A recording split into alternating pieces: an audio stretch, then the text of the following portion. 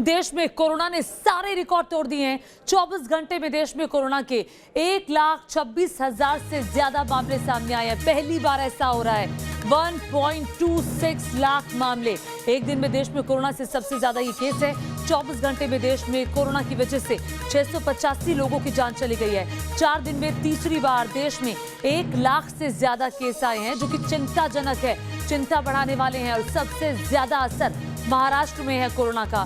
महाराष्ट्र में 60,000 केस आए हैं। अकेले महाराष्ट्र में 60,000 केस और पूरे देश में चिंता बढ़ती जा रही है।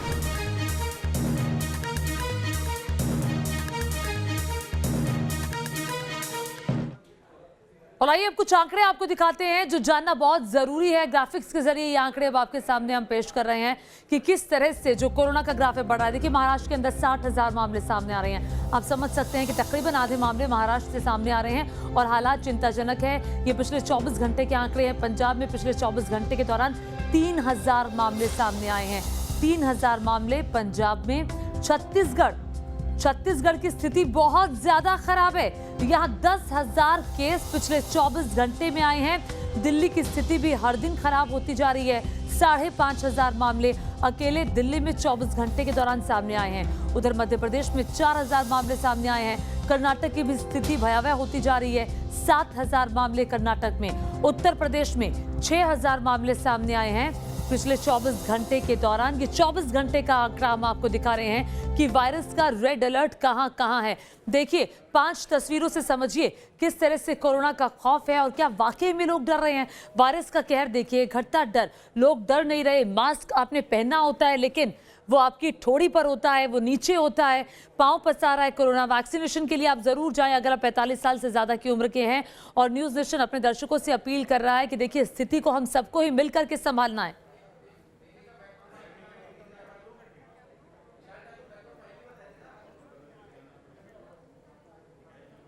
तो कोरोना का हाहाकार है और कैसे बचा जाए, क्योंकि हर दिन हम ये शो इसलिए करते हैं ताकि हम आपको सतर्क कर सकें और आपको बता सकें कि क्या करना है, क्या नहीं करना। हमारे साथ डॉक्टर स्वाति महेश्वरी जुड़ गई हैं, हेल्थ एक्सपर्ट है। डॉक्टर दीपाली भारद्वाज हमारे साथ मौजूद हैं। डॉक्टर सुमन हमारे साथ मौजूद हैं। मैं इन तीनों का रुख करूंगी और एक एक करके पूछूंगी कि आखिर क्या स्थिति होनी चाहिए। देखिए, क्यों टूट रहे हैं कोरोना के रिकॉर्ड, आखिर क्यों इतने सारे मामले निकलकर सामने आ रहे हैं। सबसे पहले डॉक्टर दीपाली, मैं आपसे यही जानना चाहूंगी, क्यों इतने सारे मामले अचानक से 1,26,000 मामले, इतने मामले अचानक से क्यों आ रहे हैं, आपको क्या लगता है?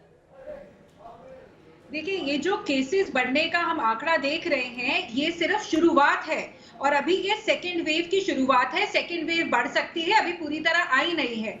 और लोगों की जो बेपरवाही चल रही है, वो सबसे बड़ा कारण है। लोग सोचते हैं कि वैक्सीन अच्छी है, नहीं है, कोविशील्ड लूं, कोवैक्सीन लूं, नहीं लूं, मुझे कोरोना हो चुका है, मैं मास्क ना पहनूं, ये सब बहुत हो चुका। सब लोग जरा कोरोना से डर जाएं। लोगों को वैक्सीन के बाद भी डॉक्टर्स को कोविड पॉजिटिविटी हो रही है। मास्क आपकी जान है, मास्क आपका वैक्सीन है, आपकी जिम्मेदारी है। उसके बिना ना बैठें, लोगों में, सोसाइटी में, कहीं पे भी। ये सबसे जरूरी चीज है जो लोगों को फॉलो करनी पड़े। ठीक है डॉक्टर दीपाली, ये आपने बताया। मैं डॉक्टर स्वाति के पास भी जाना चाहूंगी। डॉक्टर स्वाति, सवाल ये सबसे बड़ा खड़ा होता है कि अभी हम देख रहे थे महाराष्ट्र की स्थिति तो खराब थी। महाराष्ट्र में 60,000 मामले सामने आ रहे हैं। छत्तीसगढ़ में 10,000 मामले सामने आ रहे हैं। आपको क्या लग रहा है, इन राज्यों में लापरवाही कहाँ रह गई? यहाँ क्यों बेकाबू हो गया कोरोना? देखिए, सबसे पहली बात समझने की ये है कि ये जो मामले जो आज आप देखते हैं, ये कई दिन पुराने होते हैं। और अगर देखा जाए तो स्ट्रेन, क्योंकि हमारे भारत में एक राज्य से दूसरे राज्य में जाने में कोई रोक टोक नहीं है, तो एक जगह से दूसरी जगह संक्रमण जाता है। और इस वजह से अब आप देख रहे हैं कि धीरे धीरे दिल्ली में और बाकी राज्यों में जहाँ जहाँ पलायन शुरू महाराष्ट्र से हो रहा है, लोग वापस यूपी बिहार जा रहे हैं अपने, तो अब आप वहाँ भी संक्रमण को बढ़ते हुए देखेंगे। क्योंकि ये एक ह्यूमन चेन है और जहाँ जहाँ वो ह्यूमन जाएगा जो कि इन्फेक्टेड है, जो कि एसिम्प्टोमेटिक कैरियर भी हो सकता है, तो वो इन्फेक्शन और दूसरी जगहों पर फैलाएंगे। अब राज्यों के लिए भी बहुत ज्यादा जरूरी है कि वो 2-3 खास बातों पर ध्यान रखना। पहली बात, अब आप देख रहे हैं कि 9 लाख एक्टिव केसेस हो चुके हैं। ऐसी स्थिति में बेड्स फुल है, अस्पतालों में जगह नहीं है, वेंटिलेटर्स की शॉर्टेज हो रही है, ऑक्सीजन की शॉर्टेज हो रही है, रेमडेसिविर दवाइयां नहीं मिल रही हैं। तो सरकार को इस तरफ बहुत ज्यादा ध्यान देने की जरूरत होगी कि किस तरह से हमारे जो मौजूदा संसाधन है उनको कैसे और बेहतर किया जाए, क्योंकि वरना डेथ रेट और ज्यादा बढ़ेगा और वो बहुत चिंता की बात होगी। ठीक, ठीक है, ये जो आप बात कह रही है इसी को मैं आगे बढ़ाऊंगी और डॉक्टर सुमन के पास भी चलूंगी। ठीक है, मैं डॉक्टर सुमन के पास भी जाऊंगी, लेकिन आपको बता दें कि एक तरफ कोरोना विस्फोट हो रहा है और दूसरी तरफ लापरवाही जोरों पर है, लापरवाही फुल ऑन चल रही है। दिल्ली हो, मुंबई हो या कोई और शहर हो, आपके आसपास आप जरा नजर घुमा कर देख लीजिए, हर जगह लापरवाही का आलम है। ना तो सोशल डिस्टेंसिंग है, ना ही कोई ठीक से मास्क पहन रहा है।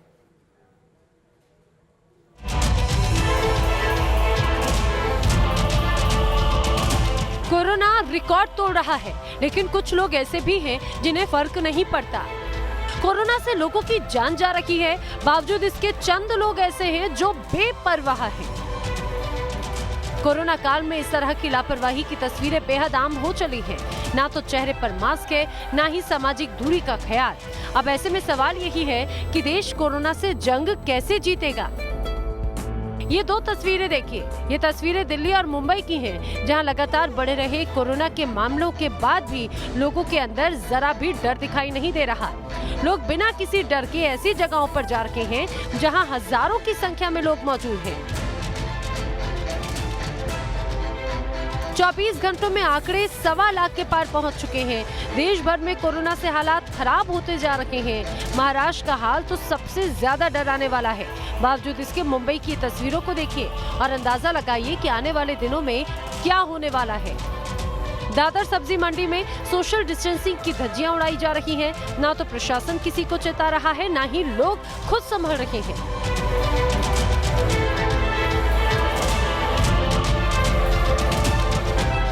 सिर्फ मुंबई ही नहीं, दिल्ली के भी हाल इसी तरह के हैं। ये दिल्ली की गाजीपुर सब्जी मंडी है। इन तस्वीरों को देखिए और अंदाजा लगाइए कि ये लोग क्या अपनी सेहत से खिलवाड़ नहीं कर रहे। इन जनाब को देखिए, हजारों की भीड़ में बिना मास्क पहनकर घूम रहे हैं, जबकि दिल्ली में मास्क ना लगाने पर चालान का प्रावधान है। सब्जी मंडी ही नहीं, बस अड्डा हो या फिर रेलवे स्टेशन, हर जगह लापरवाही की तस्वीरें सामने आ रही हैं। कोरोना का खतरा विकराल है। सरकार भी लोगों को जागरूक कर रही है और हमारी भी आपसे अपील है कि कोविड नियमों का पालन कीजिए। घरों से निकलने पर मास्क जरूर लगाइए, तभी कोरोना को हराने का संकल्प पूरा होगा। Team news nation.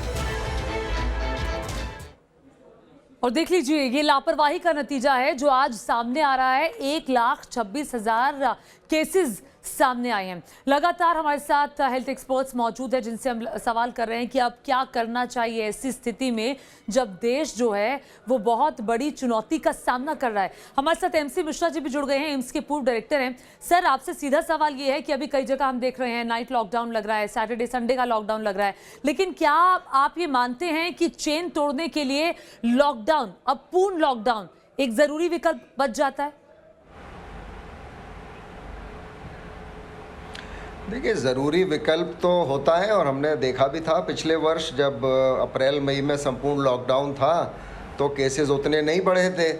लेकिन अब मैं नहीं समझता कि भारत सरकार या राज्य सरकारें कोई भी इस माइंडसेट में है कि कंप्लीट लॉकडाउन किया जाए, क्योंकि लॉकडाउन की अपनी समस्याएं पैदा हुई थी और हर चीज़ का एक डाउन साइड होता है, एक नुकसान होता है और एक फ़ायदा होता है जी। तो अगर लोग अपना कोविड उचित व्यवहार कर लेंगे तो शायद उतना सख्त लॉकडाउन करने की आवश्यकता न पड़े। तो ये अगले एक हफ्ते में क्लियर हो जाएगा कि अगर मान लीजिए ये केसेस की संख्या 2 लाख हो जाती है अगले 3-4 दिन में प्रतिदिन, तो हो सकता है फिर मेजर लॉकडाउन की बात सभी सरकारों को सोचनी पड़े। लेकिन ये निर्णय नेचुरली आज रात शाम को जो प्रधानमंत्री मीटिंग कर रहे हैं जी मुख्यमंत्रियों के साथ, उसमें इस बात का पे चर्चा अवश्य होगी, क्योंकि लॉकडाउन का आपको भी पता है कितना नुकसान होता है इकोनॉमी पे, दूसरा लोगों के जॉब्स और लोगों की मोबिलिटी जो भी है। लेकिन अगर लोग लेकिन सवाल एक और खड़ा होता है, बहुत ज्यादा समस्या सामने आई खड़ा होता है और ये सवाल मैं डॉक्टर सुमन से पूछना चाहूंगी। डॉक्टर सुमन, जिस तरह से डॉक्टर मिश्रा ये जिक्र कर रहे थे कि देखिए जरूरी तो है लेकिन लॉकडाउन की अपनी समस्याएं होती है, आर्थिक चोट पहुंचती है, कितने लोगों के रोजगार इससे सीधे हिट हुए हैं, लेकिन क्या आपको लगता है जो नाइट कर्फ्यू लग रहा है कई इलाकों में, तो नाइट कर्फ्यू से कोरोना की रफ्तार थम जाएगी? कुछ हद तक थम जाएगी, क्योंकि ये जो हमारा कोरोना एक नए रूप में भी आया है, नए स्ट्रेन के साथ, जो कि 70% ज़्यादा तेज़ी से फैलता है।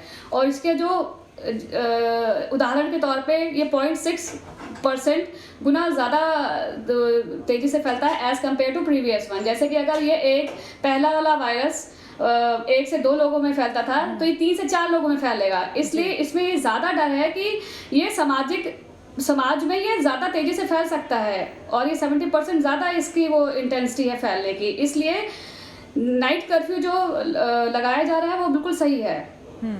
तो फैलने की जो रफ्तार है वो उसकी काफ़ी हद तक कंट्रोल मिलेगा, पर यह है कि हाँ पार्शियल लॉकडाउन भी होना चाहिए। ठीक है, पार्शियल लॉकडाउन भी होना चाहिए, आप इसका जिक्र कर रही है।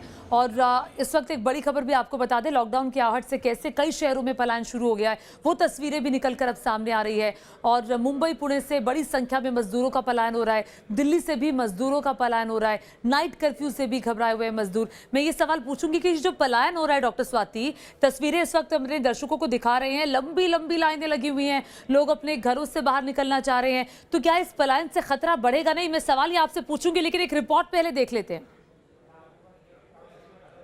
समाज का एक तबका ऐसा भी है जिसके लिए लॉकडाउन मतलब पेट का जलना है, और जब भूख सताती है तो इस तबके को अपना गांव याद आता है। और इसी वजह से मुंबई जैसे शहर से पलायन का सिलसिला शुरू हो चुका है, खासकर इसी लॉकडाउन के डर की वजह से। मैं इस समय मुंबई के लोकमान्य तिलक टर्मिनस पर हूँ, जहाँ पर यात्रियों की एक लंबी कतार यहाँ पर देखने को मिल रही है, और ये एक अप्रत्याशित भीड़ है। अमूमन यहाँ पर इतने लोग इकट्ठा नहीं होते। मुंबई में मजदूरों का एक बड़ा तबका अब शहर छोड़ने के लिए मजबूर हो गया है। ये वो लोग हैं जो कि पिछले लॉकडाउन में लौटे तो थे, उन्होंने 3-4 महीने काम भी किया, लेकिन जब दोबारा से लॉकडाउन का ऐलान हो गया तो फिर से वही भयानक तस्वीरें पिछले साल की इनके सामने गुजर गईं, और इसी वजह से अब इन्होंने तय किया है कि अपने गाँवों की तरफ लौट जाएं। हम यहाँ पर मजदूर वर्ग से बात करने की कोशिश करेंगे और समझेंगे कि आखिर उनके पास कौन सी ऐसी वजह है जिसकी वजह से ये पलायन करने को मजबूर हो गए। दादा, आप जा रहे हैं, क्या वजह है, कब से तनख्वाह नहीं मिली?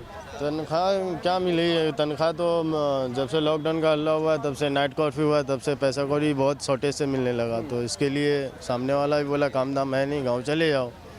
तो हम मतलब आपके मालिक नहीं आपको बोला कि घर चले जाइए, उसको आपको देने के लिए पैसा नहीं है उसके पास? नहीं, तो कहाँ से रहेगा, वो भी गरीब आदमी है ना। हम लोग 4-5 आदमी मिलकर के काम करते हैं, उसके पास भी पैसा नहीं। अगले मरतबा फंस चुके थे, बहुत दिक्कत हुआ था। दीदी, लॉकडाउन की वजह से आप लोग जा रहे हैं क्या? अभी क्या लॉकडाउन की वजह से जा रहे हैं? हाँ, लॉकडाउन की वजह से जा रहे हैं। लॉकडाउन की वजह से जा रहे हैं। आप देख सकते हैं इन्होंने अपना पूरा लगेज पैक कर लिया है, पूरे परिवार के साथ शहर छोड़कर जाने के लिए ये मजबूर हो गए। कुछ और परिवार के लोग हैं, आप लोगों में से कितने हैं जो लॉकडाउन की वजह से शहर छोड़कर जा रहे हैं? लॉकडाउन अभी हो रहा है ना, उसकी वजह से होटल बंद हो गया है ना, उसकी वजह से जा रहे हैं। कहाँ जा रहे हैं भैया, कौन सी ट्रेन आपकी? हमारी दरभंगा एक्सप्रेस। दरभंगा, मतलब ये बिहार से हैं, बिहार की ओर ये जा रहे हैं लॉकडाउन में। आप भी इनके साथ हैं? ठीक है। दीदी, आप कहाँ जा रही हैं, कौन सी ट्रेन से जा रही हैं? हम लोग पवन एक्सप्रेस। कहाँ जा रही हैं? बनारस। ये लोग बनारस जा रहे हैं। मतलब उत्तर प्रदेश और बिहार से ही ज़्यादातर लोग हैं। ये पलायन का सिलसिला हम मुंबई के लोकमान्य कुर्ला टर्मिनस स्टेशन पर देख रहे हैं। वीडियो जर्नलिस्ट सिद्धेश वाजगे के साथ विकास श्रीवास्तव, न्यूज़ नेशन, मुंबई। और यकीनन ये जो तस्वीरें आपने मुंबई से देखी हैं, ये भी चिंता बढ़ाने वाली है। पलायन लोग कर रहे हैं और भीड़ की भीड़ रेलवे स्टेशन पर जमा हो रही है, पंक्तियों में आपने लोगों को देखा, और ऐसे में खतरा कोरोना का और ज़्यादा बढ़ जाता है। पहले से ही मुंबई की स्थिति खराब है। डॉक्टर स्वाति महेश्वरी, ये तस्वीरें जो आपने देखी, ये तस्वीरें क्या कहती हैं? क्योंकि पिछली बार भी पलायन हुआ था, उसकी वजह से केसेस बहुत बढ़े थे, और ये जो पलायन की तस्वीरें हैं, ये क्या खतरा और ज़्यादा बढ़ा देंगी अब कोरोना का? बिल्कुल खतरा बढ़ाती है, और सबसे बड़ी बात है ये साफ तौर से दिखाती है कि राज्य सरकारें बिल्कुल फेलियर की तरफ हैं। जब आपको अपनी आर्थिक उन्नति करनी होती है तब आप बाहर से लोगों को बुलाते हैं, उन्हें काम देते हैं अपने राज्य में, और वो अपने घर छोड़कर आपके यहाँ काम करने आते हैं। लेकिन जब आपने पिछले साल आपने देखा कि जब लॉकडाउन लगा तो उसके बाद कितनी दर्दनाक तस्वीरें सामने आई, पलायन हुआ, लेकिन राज्य सरकारों ने कुछ नहीं सीखा उससे। और आज भी जब आप राज्य देखता है कि हमारे यहाँ संक्रमण बढ़ रहा है, हम धीरे धीरे रिस्ट्रिक्शंस की तरफ जा रहे हैं, हम धीरे धीरे उस तरफ पहुंच रहे हैं कि हमें नाइट कर्फ्यू लगाना होगा, वीकेंड लॉकडाउन लगाना होगा, तब राज्य सरकारों को पहले से सोचना चाहिए कि किस तरह से हम इन लोगों को सहूलतें दें, किस तरह से इन लोगों को जो है रियायतें दी जाए ताकि ये लोग पलायन ना करें। क्योंकि वहीं हम एक तरफ इनको अपने राज्य से तो जाने देते हैं ये सोचकर कि हमारे यहाँ लोड कम हो रहा है, लेकिन वहीं हम दूसरे राज्यों में लोड बढ़ा देते हैं।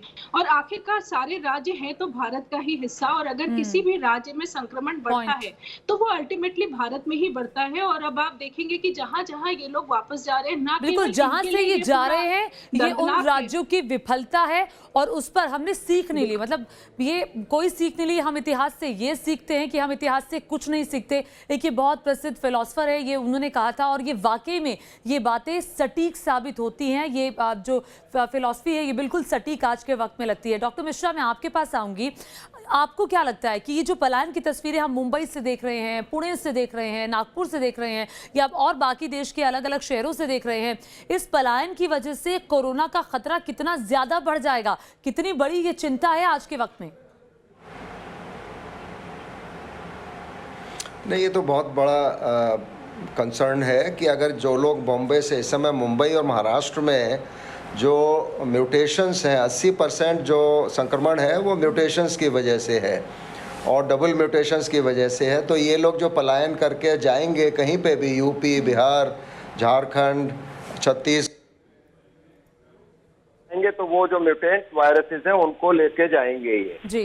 तो इसलिए बहुत बड़ा चिंता का विषय है। और इसको, जैसे डॉक्टर स्वाति कह रही थी, बहुत जल्दी इसको सरकारों को आपस में कोऑर्डिनेशन करना चाहिए। जैसे मध्य प्रदेश ने किया है कि वो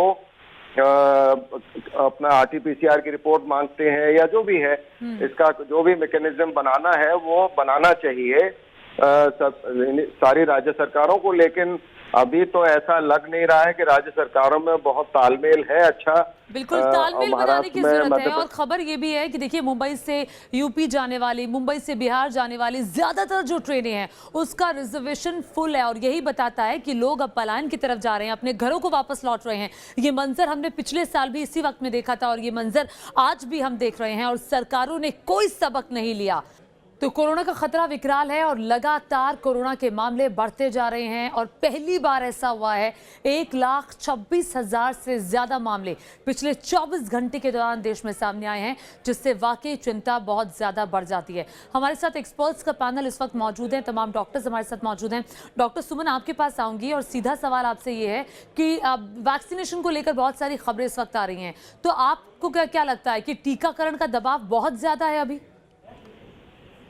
टीकाकरण क्या है कि अगर हम वैक्सीनेशन अगर करा लेते हैं तो we will be more safe, at least 50 to 70%। वो इसलिए क्योंकि हमारे जो antibodies in response to virus बनेंगी तो हमारी सुरक्षा ही करेंगी। आप समझ रहे मेरी बात? इसलिए लोगों को घबराने की आवश्यकता नहीं है इस टाइम पे, तो दे मस्ट गेट वैक्सीनेटेड।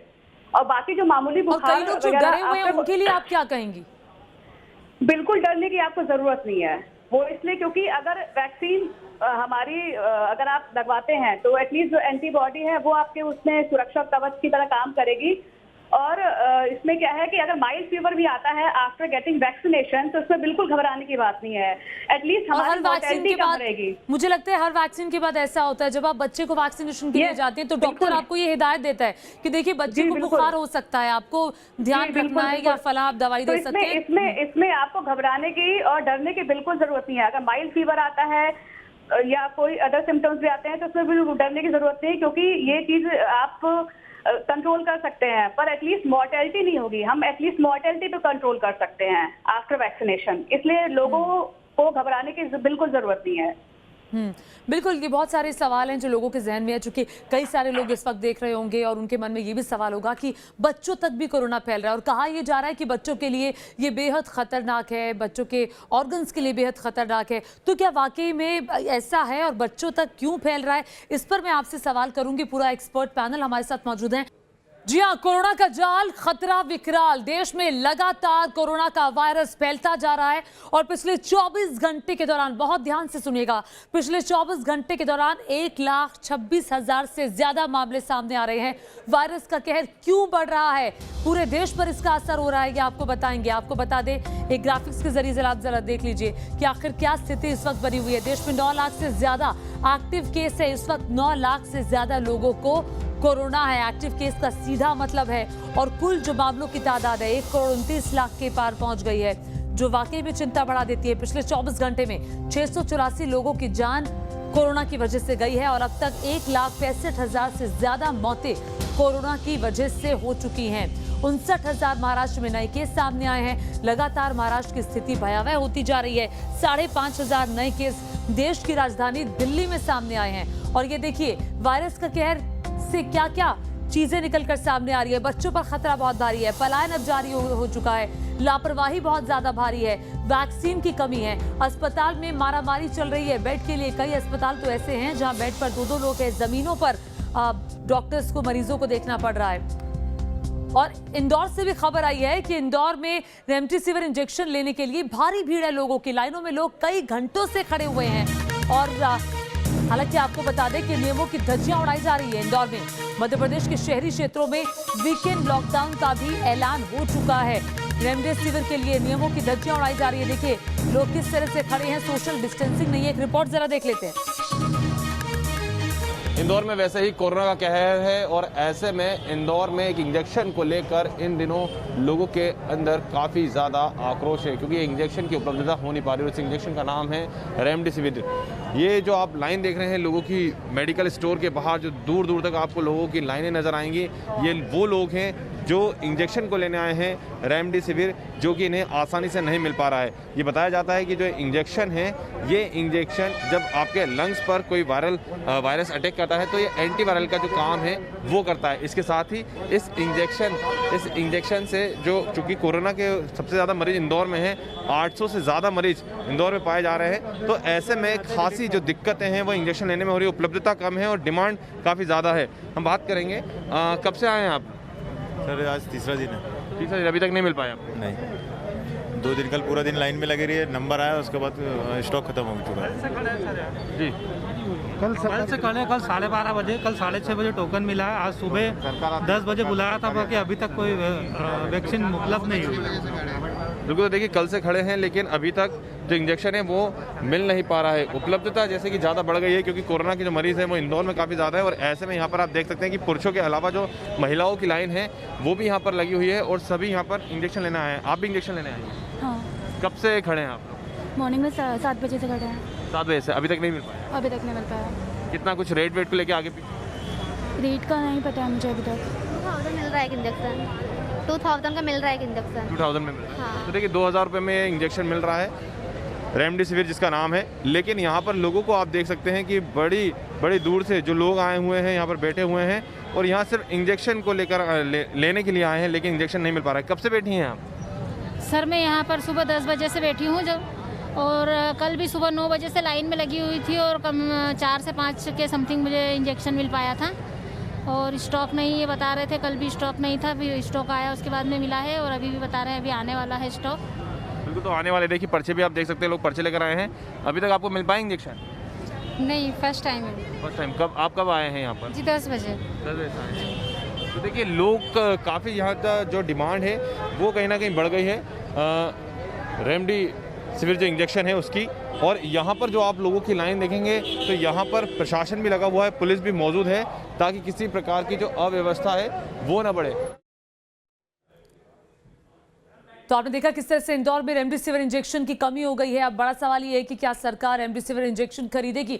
तमाम एक्सपर्ट्स हमारे साथ मौजूद हैं। डॉक्टर स्वाति माहेश्वरी, आपके पास आऊंगी और सवाल यही है जो हमने इंदौर से तस्वीरें देखी हैं उस पर कि रेमडेसिविर इंजेक्शन जो है जिसके लिए लोग इतनी लंबी लाइनों में कतारों में खड़े हुए हैं, ये कितना कारगर है?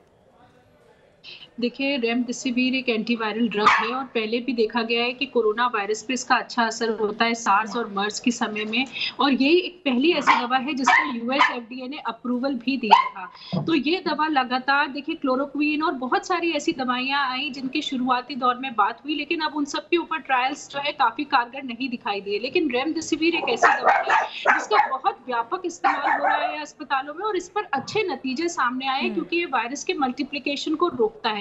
और इसी वजह से अब आप देख रहे हैं कि भारत में कंपनियों ने भी सस्ते दामों में रेमडेसिविर बनानी शुरू करी थी क्योंकि रेमडेसिविर की डिमांड बहुत ज्यादा है। लेकिन जिस तरह से अब आप देख रहे हैं कि रफ्तार बहुत ज्यादा है और ज्यादा दवाई की जरूरत है, ऐसे में आप लाइनें लगती देख रहे हैं और यही लोगों को चिंता का सबब बनना चाहिए और समझना चाहिए। आज भी बहुत सारे ऐसे लोग हैं भारत में जो महंगा ट्रीटमेंट अफोर्ड नहीं कर सकते, जिन्हें जगह बेड नहीं मिल पाता और जिनके बच्चों के पेट में दाना नहीं, कम से कम उन लोगों के लिए जरूर मास्क पहनिए और सोशल डिस्टेंसिंग करिए, क्योंकि कोई भी अगर इस संक्रमण को बढ़ाता है तो सबसे ज्यादा मार इन लोगों पर पड़ती है और ये समझना बहुत ज्यादा जरूरी है। ठीक है, इस बीच एक बड़ी खबर आ रही है, वो बड़ी खबर अपने दर्शकों को बता दूं कि कोरोना की नई लहर पर बोले हैं दिल्ली के स्वास्थ्य मंत्री सत्येंद्र जैन। नई लहर से बच्चों और युवाओं को भी खतरा है। सत्येंद्र जैन ने कहा कि नई लहर जो है कोरोना की वो संक्रामक ज्यादा है, खतरनाक कम है, यानी कि फैलती बहुत ज्यादा है, तेजी से फैलती है, खतरनाक कम है। बच्चों का तेजी से संक्रमित होना खतरनाक है और बच्चों को ये तेजी से अपनी चपेट में ले रही है। देखने में ऐसा आ रहा है कि बहुत तेज़ी से एकदम से जो केसेस हैं वो एक्सपेंड कर रहे हैं और देखने में ये आ रहा है कि जो केसेस काफ़ी ज़्यादा आ रहे हैं वो यंग लोगों के काफ़ी ज़्यादा केसेस आ रहे हैं। पिछली पीक आई थी जब नवंबर में था, तब केस फैटिलिटी 2% से 3% चल रही थी, तो उस हिसाब से इस बारी डेथ बहुत कम है। मतलब ये लगता है कि जो इस बारी चल रहा है, जो कोरोना चल रहा है, कि काफ़ी तेज़ी से फैल रहा है पर सीवियरिटी कम है और डेथ भी बहुत कम है। और इसी पर डॉक्टर एमसी मिश्रा के पास मैं जाना चाहूंगी। डॉक्टर एमसी मिश्रा, जैसे दिल्ली के स्वास्थ्य मंत्री भी कह रहे हैं कि बच्चों को बहुत जल्दी और तेजी से अपनी चपेट में ले रहा है ये जो नया वायरस है, तो सर सवाल सीधा यही है कि जो लोग इस समय टेलीविजन देख रहे हैं, जो बच्चे हैं, जो युवा हैं, उनके लिए कितना बड़ा खतरा है और खतरा कितना ज्यादा बढ़ जाता है इससे? देखिए, मैं आपको पहले WHO की रिकमेंडेशन रेमडेसिविर के बारे में बताना चाहूँगा। ठीक है सर। इससे शायद लोगों को थोड़ी राहत भी हो और थोड़ी चिंता भी हो। WHO ने recommends against the use of remdesivir in covid patients. ये बिल्कुल क्लियर है, 20 नवंबर 2020 की उनकी रिकमेंडेशन है, which was based on A trial, WHO Solidarity Trial published its interim results। और 7000 मरीजों पे इन्होंने ट्रायल किया था और उस ट्रायल में रेमडेसिविर का कोई लाभ नहीं मिला hospitalised patients regardless of disease severity. तो लोग ये ना समझें कि रेमडेसिविर कोई रामबाण है और ये लग गई तो मरीज ठीक हो जाएगा। इसलिए बहुत ज़्यादा इसके लिए स्ट्रगल ना करें, लाइनों में न खड़े हों, और मिल जाती है तो लगा लें। हमने भी लगाई है पेशेंट्स को, लेकिन यहाँ पे कोई स्टडी तो करी नहीं है किसी ने। हम लोग तो भी गो बाय हियर से कि हाँ साहब रेमडेसिविर लगा दो सबको। अब ये WHO की रिकमेंडेशन 20 नवंबर 2020 की है, सॉलिडेरिटी ट्रायल के बेसिस पे कि रेमडेसिविर का क्रिटिकली सिक पेशेंट्स में कोई बहुत लाभ नहीं देखा गया। तो केवल हम ये कह सकते हैं कि कुछ पेशेंट्स को लाभ हुआ होगा, पता नहीं वो रेमडेसिविर की वजह से हुआ या अपने आप हुआ या स्टेरॉइड से हुआ या उसको टोसिलिजुमैब लगा उससे हुआ। तो ये लोगों का भ्रम, डॉक्टर्स को भी समझना चाहिए इस बात को कि बिना बात के लोगों को होप ना दे कि रेमडेसिविर मिल जाएगा तो बच जाएगा पेशेंट। और मैंने कई पेशेंट्स ऐसे देखे हैं जिनको रेमडेसिविर लगने के बाद भी कोई लाभ नहीं हुआ। तो ये एक बहुत बड़ा वो है सॉलिडेरिटी ट्रायल, 7000 मरीजों पर हुआ। जहाँ तक बच्चों का प्रश्न है तो बिल्कुल हमें बच्चों को, चाहे बीमारी सीवियर नहीं भी होती हो, लेकिन वो सुपर स्प्रेडर्स की तरह ज़रूर काम कर सकते हैं और कुछ लोगों को नुकसान भी हो सकता है और डिजीज़ सीवियरिटी भी हो सकती है, मृत्यु भी हो सकती है। इसलिए बच्चों को कम आंकना, उनको भी उसी तरह से मॉनिटर करना पड़ेगा, उनको भी कोविड उचित व्यवहार सिखाना होगा जिससे बच्चों को भी ये न लगे। फिर बच्चों का दूसरा एस्पेक्ट ये है कि घर में जो हमारे बड़े बुजुर्ग हैं उनको वो वायरस ट्रांसमिशन कर सकते हैं। तो ये बात भी समझना बहुत ज़रूरी है। इसलिए बच्चों का संक्रमण काफ़ी चिंताजनक हो सकता है अगर बहुत ज़्यादा बच्चों में हो जाए तो। और ज़रूर ये देखने में आ रहा है, और बच्चों में भी ऐसा नहीं है, जो पहली वेव थी उसमें भी 8.5% जो मरीज़ थे, 8.5% वो बच्चे थे 18 साल से कम उम्र के। तो ऐसा नहीं है कि बच्चों में बिल्कुल नहीं होता है।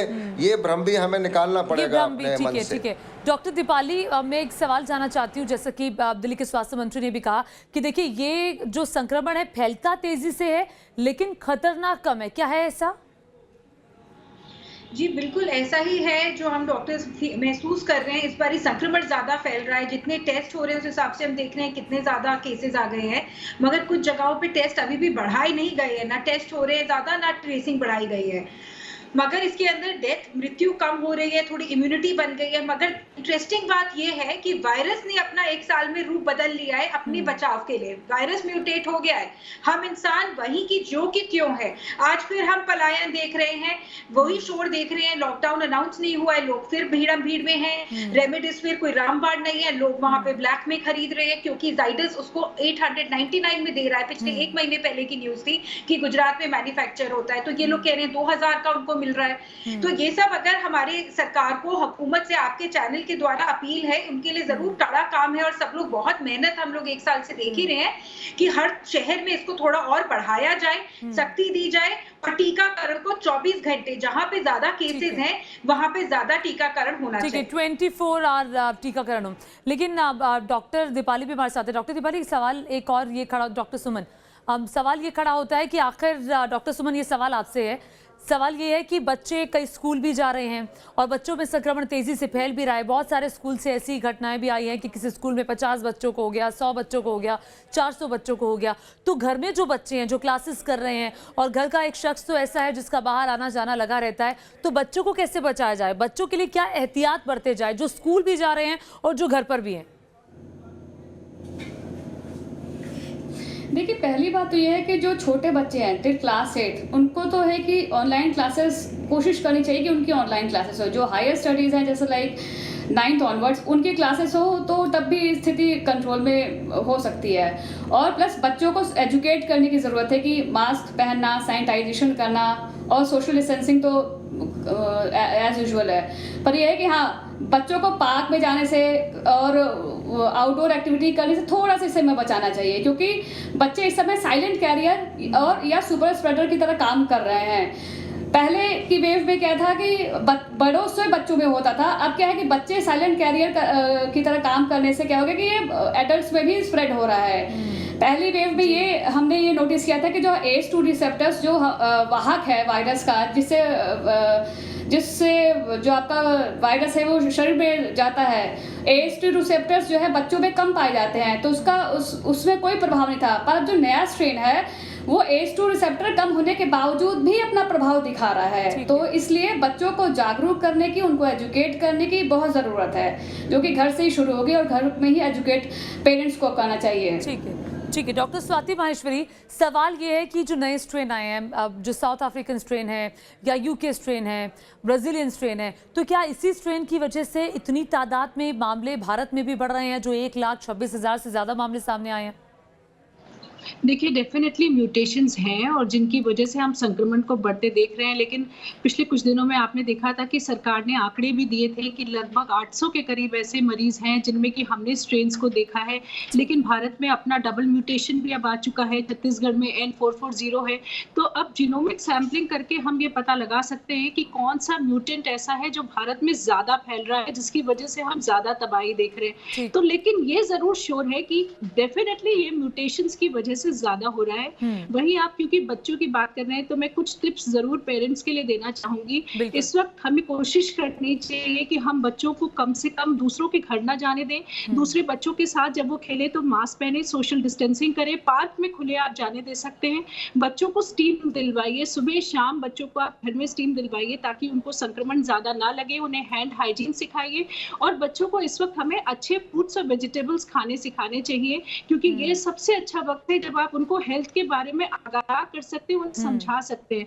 तो अगर हम बच्चों को अच्छे विटामिन C लेडन फ्रूट्स खिलाएं जिनमें ज्यादा मात्रा में होता है, और आजकल आप देख रहे हैं कि अच्छे फ्रूट्स आते हैं, वेजिटेबल्स आते हैं, तो बच्चों का जो एक जंक फूड की तरफ रुझान है वो भी कम होगा और बच्चों के अंदर शरीर में अच्छे मिनरल्स और विटामिन जाएंगे, जिससे कि उनका इम्यून लेवल जो है, इम्यूनिटी जो है वो स्ट्रांग होगी। और साथ में आप बच्चों को अदरक का पानी या नीम का पानी भी पिलाएं ख्याल से, क्योंकि ये सब चीजें हमारे इम्यूनिटी लेवल को स्ट्रांग करती हैं। और ये छोटी छोटी चीजें हैं जो हम घर में कर सकते हैं।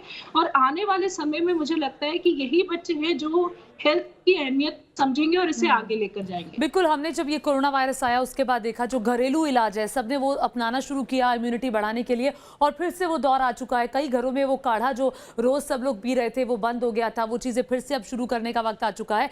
अब देर करने की जरूरत नहीं है, क्योंकि सबको एहतियात बरतने की जरूरत है। और इस वक्त एक बड़ी खबर आ रही है। कोरोना काल में गुजरात के मोरबी से डराने वाली तस्वीर सामने आई है।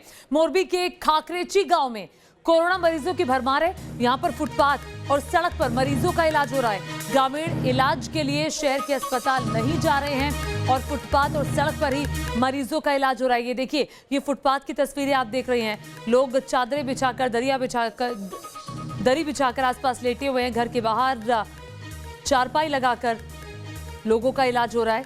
ये मोरबी की तस्वीरें आप देख रहे हैं। मोरबी का एक गांव है खाकरेची गांव में कोरोना मरीजों की भरमार और इलाज देखिए कैसे हो रहा है। घर के बाहर अब डॉक्टर्स को देख रहे हैं, डॉक्टर इलाज करते हुए, स्लाइन चढ़ाते हुए डॉक्टर। ये घरों के बाहर फुटपाथ पर मरीजों का इलाज हो रहा है। और देखिए, जो ग्रामीण लोग हैं वो शहर नहीं जा रहे हैं इलाज कराने के लिए। लोग डरे हुए हैं। ये डर है कि लोग नहीं जा रहे, कि संक्रमण और उनके परिवार वालों का ना हो जाए। दिक्कत अस्पतालों में ज्यादा है।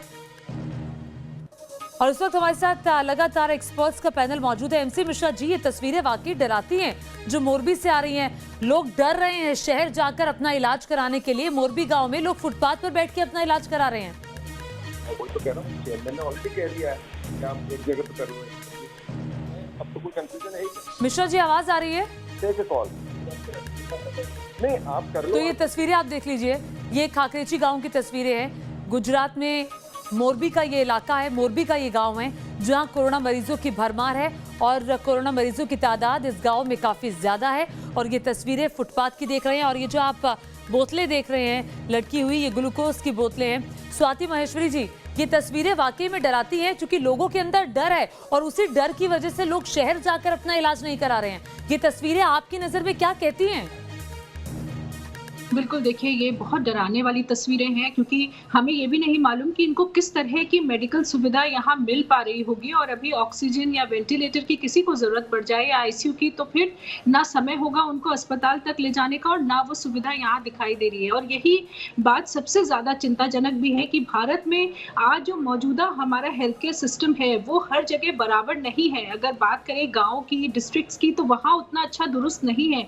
शहरों में ही हमारा हेल्थ केयर सिस्टम अच्छा है और ऐसे में गांव से शहर तक पहुंचने में ही लोगों को वक्त इतना लग जाता है कि उसी के डर से आप देख रहे हैं कि लोग वहीं पर ट्रीटमेंट कराना चाह रहे हैं। और यही चिंता का विषय है कि अब जो संक्रमण है वो छोटे शहरों में, गांव में पहुंच चुका है।